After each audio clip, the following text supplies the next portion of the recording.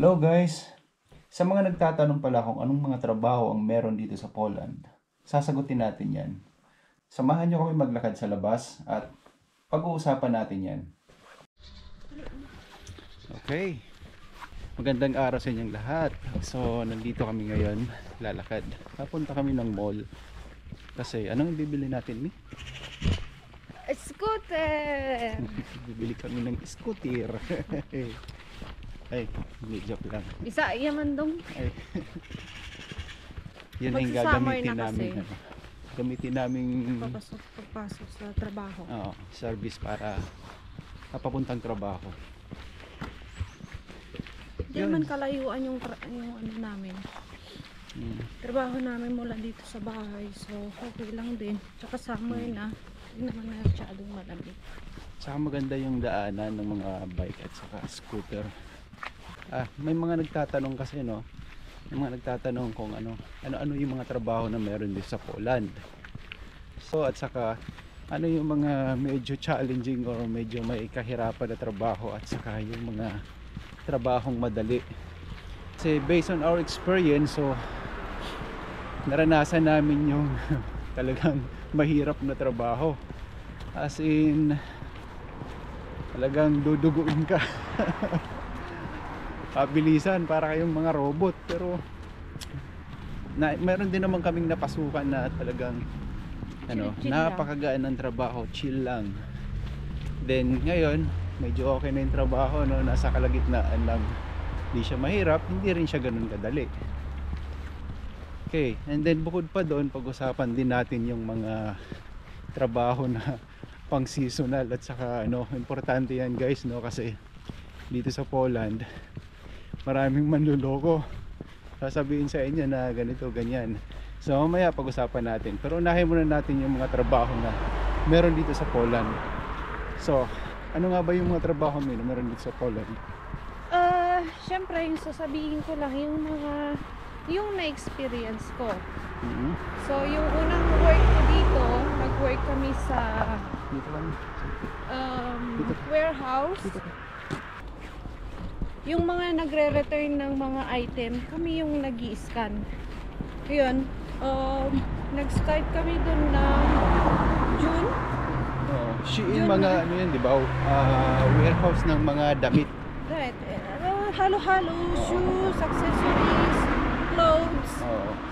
Ang reason kung bakit kami nag-resign doon sa work namin is seasonal kasi siya. So, sooner or later, tatanggalin rin kami. Ngayon, yung trabaho ko ngayon, sa production na ako. Ikaw, ano yung mga trabaho na pasukan mo na dito? Kasi ikaw yung unang dumating dito kaysa sa akin. Oo, so yun, una kong napasukan is factory, as a factory worker, paggawaan ng heater. Then sumunod na trabaho ko is pumunta kami ng factory ng mga salmon. Nag-fillet kami ng mga salmon doon. Yung ibang trabaho doon sa factory ng mga salmon is i-smoke sila. Kami naman, side namin, kami nag-fillet. Nililinis namin yung isda tapos ginagawang fillet. Then sumunod nun is napunta naman kami sa warehouse ng mga car parts. Doon sa mga car parts, trabaho naman namin doon is nagpipicking kami kung ano yung mga order prepare namin. Kinukumpleto namin yung order. Halimbawa, ito si customer 1, client 1 ang order ng 10 items, so ipiprepare namin yung mga items na yon. Yun. Then sumunod doon, napunta naman kami sa clothing warehouse. Yun na yung sa Shein. At saka napunta rin kami sa AliExpress. The same place. Nagtrabaho muna kami sa Shein, the same building. Lumipat lang kami doon. Lumipat lang kami sa kabilang department. Napunta naman kami sa AliExpress. Doon talagang maganda yung trabaho. Magaan. Magaan. And then pangatlo, sumunod naman doon, bumalik ulit kami sa dati naming agency, Job on time. Job on Time. Pero hindi na doon sa una kong trabaho, nasa Hater Factory. Dito naman na kami ngayon sa paggawaan ng mga robot. Yan muna natin sa madadaling trabaho. Yan, based on my experience, clothing warehouse is isa sa mga magagaan na trabaho kasi nga yan, ini-scan lang namin yung mga barcode, tapos hagis namin doon sa box, tapos i-scan. Di mo lagi. Eh, Kailangan i-check din mo naman lang. i-check Oo. kung tama yung item. I-check mo muna yung item kung hindi damage, ganyan, ganito. Tapos kung tama yung items na binalik. Pangalawa sa mga mag-ano trabaho na napasukan ko is dito na sa auto store. Dito sa trabaho na namin ngayon. Kasi screw ka lang doon, tapos nakaupo. Minsan mas maraming pahinga, mag-screw ka lang, may mga parang puzzle, binubuo mo lang yung isang part ng robot. Kits ang tawag. Kits, kung tawagin namin is kits. Kaya napakadali ng trabaho namin. Pero may mga ibang department dun sa robot na medyo busy. Pero kung ikukumpara mo sa ibang trabaho based on my experience, hindi siya ganun kahirap.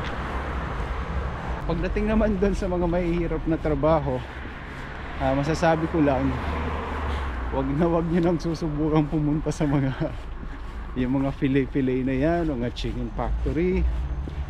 Doon talaga maraming nagki-quit sa trabaho, maraming nagre-resign, maraming hindi nagtatagal. Kasi maliban na sa malamig yung place, yung workout place, malamig, patong-patong yung uniform, napaka-hassle masyado, napakahirap pa ng trabaho, bugbugan, as in halos di ka makapagpahinga, halos di ka makaupo, walang time para makipag chika-chika, talagang trabaho kung trabaho. Maliban doon, ewan ko lang kasi nakadepende sa inyo yung tolerance kung gaano katibay yung yung pangangatawan ng trabaho. Pero doon sa car parts kasi, based on my experience, doon naman talagang paspasan ng trabaho kasi merong may speed, meron kayong speed na hinahabol at saka points, which is pag hindi nyo naipasa yun, matatanggal kayo trabaho. Kaya kailangan mong bilisan trabaho. Okay, so yun, sa mga chicken factory, sa mga fish factory, sa yun, sa car parts, hindi na ako magme-mention ng pangalan, basta yun kasi bawal yun basta yun, iwasan nyo na yun para sa mga mga baguhan dito at saka sa mga mag-a-apply pa lang papuntang Poland. So tandaan nyo yung mga sinabi ko para hindi nyo napagdaanan yun. Okay, so guys, linawin ko lang yung mga trabaho na meron dito sa Poland.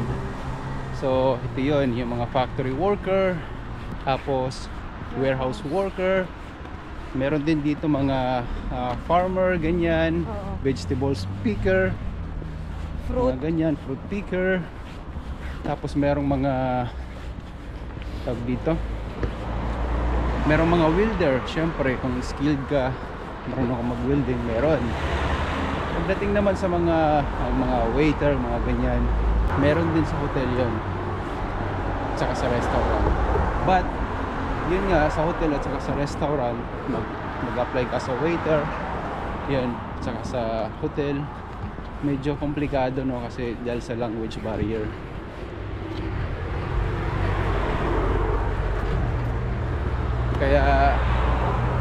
Kaya hindi siya masyadong patok dito. But then pwede ka naman magtrabaho, pero kung papasok ka sa mga ganyang trabaho, so kadalasan nasa back of the house ka lang, ganyan, or cleaner, dahil nga sa language barrier, hindi ka naman pwede maging frontliner. Meron ka pa bang yad? Wala na. Yun lang. Diyan Kuya Balzo. Yung sinasabi mo pala kanina, yung mga gustong bisikleta, may way, ayan. Oo Check nga. nyo. Nga pala. Ito, dyan. So yan yung mga bike lane. Dito naman daanan tayo ng scooter. dadaan. Dito naman yung daanan ng mga naglalakad. Diba? May KFC dito. Ayun. Ay, may KFC dun sa kabila. Okay. O, panoorin nyo muna to guys. Huwag muna kayo alis.